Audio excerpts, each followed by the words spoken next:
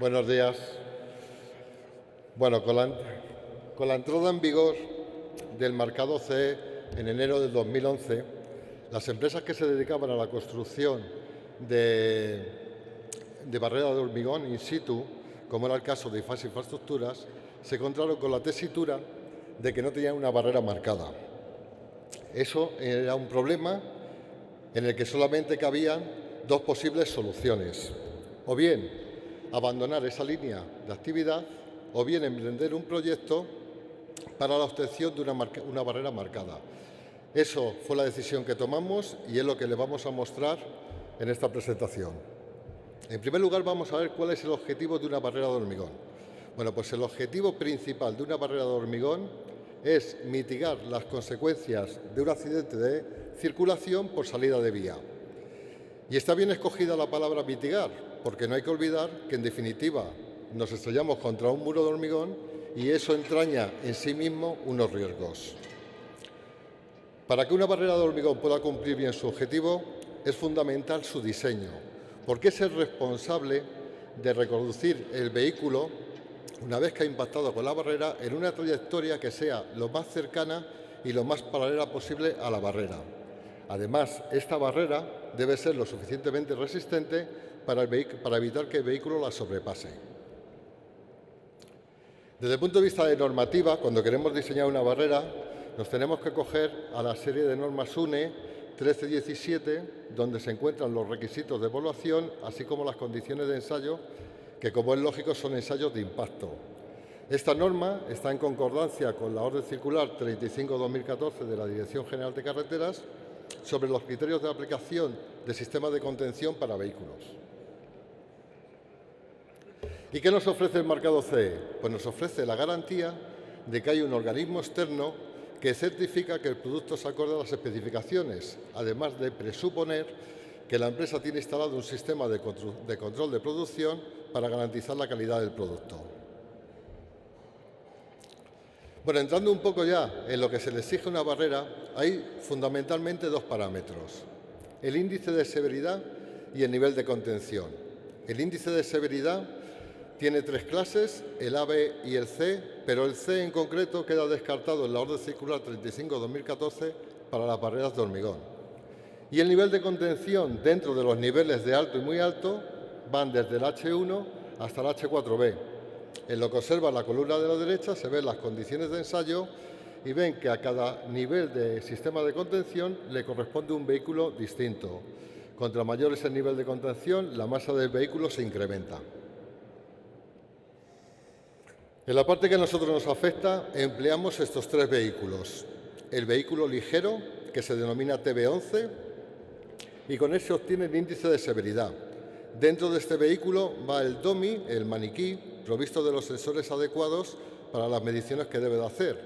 Este ensayo, sobre todo, valora los daños a los ocupantes.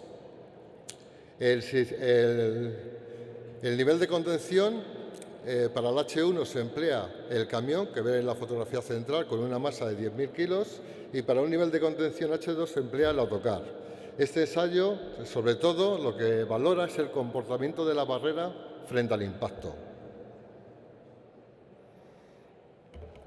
Por la importancia del índice de severidad, vamos a fijarnos un poco más en él.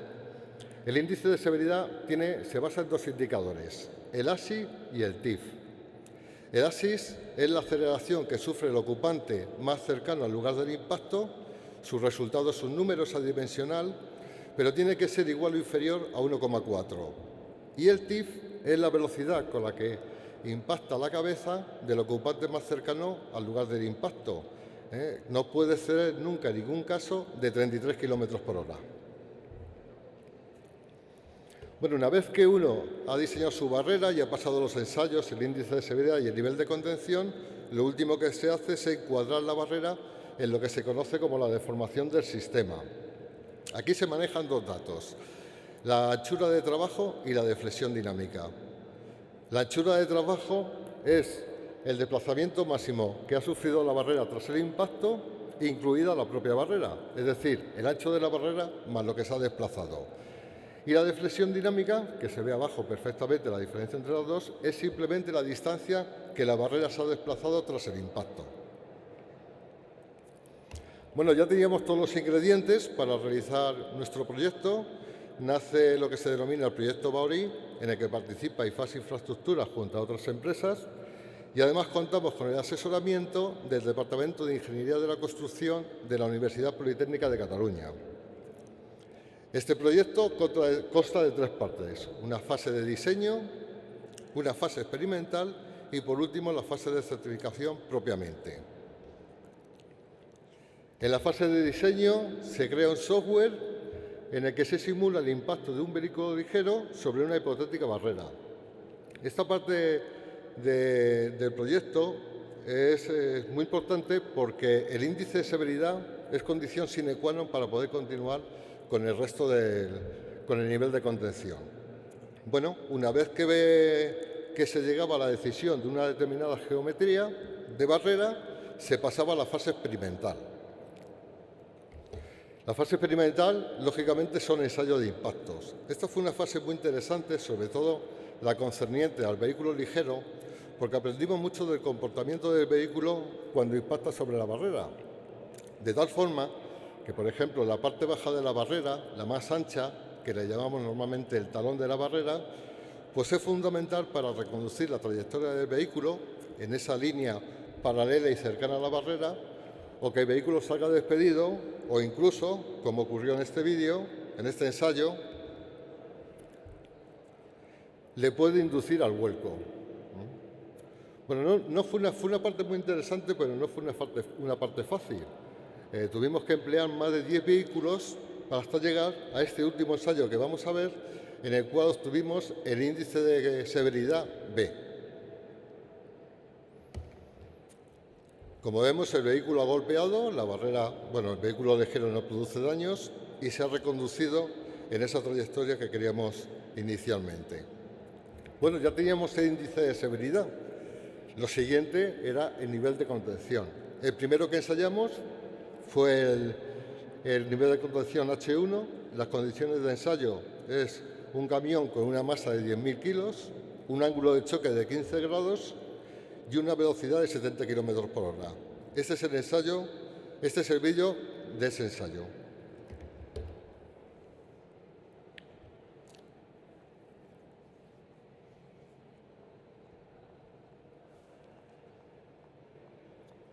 Bueno, como se puede apreciar en las imágenes, la barrera soportó perfectamente el impacto, tuvo un poco de desplazamiento, es decir, esa deflexión dinámica que estaba citando al principio, pero nada que no estuviera dentro de la normativa.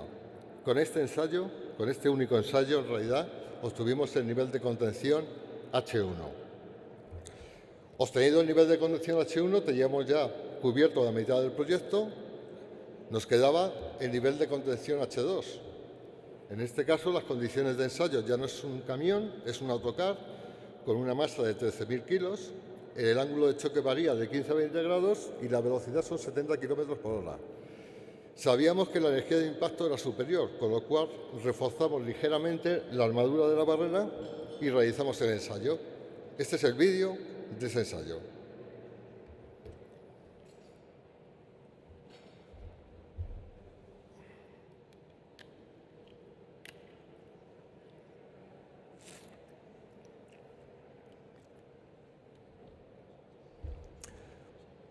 Bueno, como se podrán imaginar, el ensayo no fue válido. La barrera no soportó el impacto. Realmente es una prueba muy dura, incluso para un muro de hormigón como es la barrera. Pero simplemente fue un tropiezo en el camino. Sabíamos que había fallado, le había faltado resistencia y lo que hicimos es reforzar su armadura e incrementar ligeramente el ancho de la barrera. Todo ello dentro de lo que nos permite la norma. Y, lógicamente, tuvimos que volver a realizar un nuevo ensayo, que le vemos a continuación.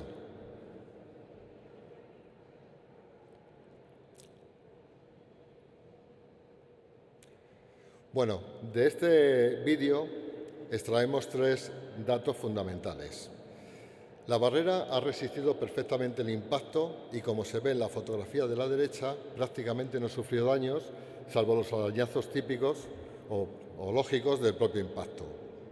No tuvo desplazamiento, su deflexión dinámica fue de 0 metros y, además, la trayectoria del vehículo, como estamos viendo, sigue una línea cercana y paralela a la barrera.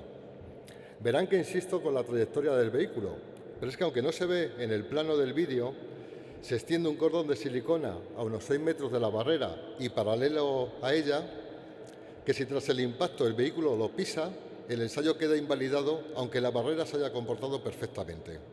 No fue el caso y con este ensayo dimos por finalizada la parte experimental y obtuvimos el nivel de contención H2 con una deflexión dinámica de 0 metros.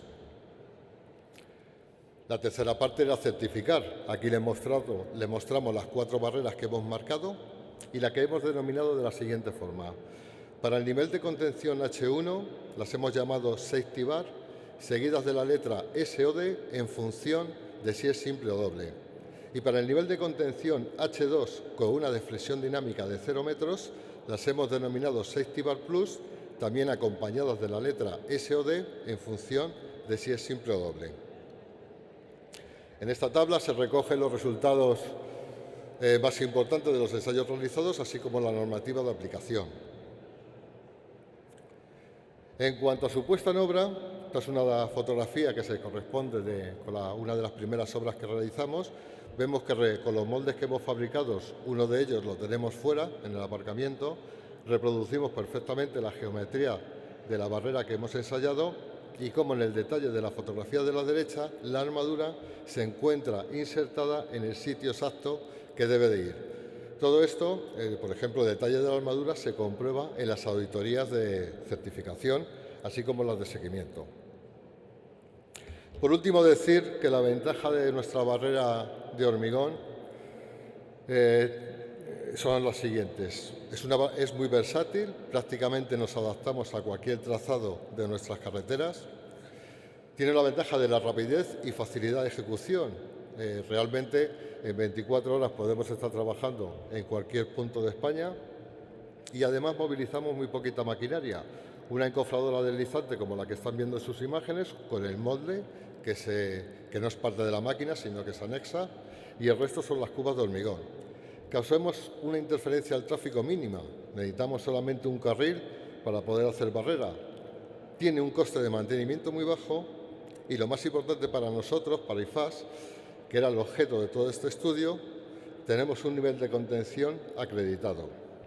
Y esto ha sido nuestra presentación. Muchas gracias por su atención.